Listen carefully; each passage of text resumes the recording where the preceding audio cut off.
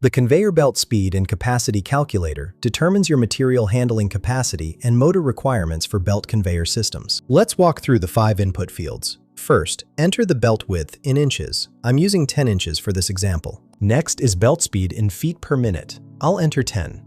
Then material density in pounds per cubic foot, entering 10. The incline angle is measured in degrees from horizontal. I'm setting this to 10 degrees.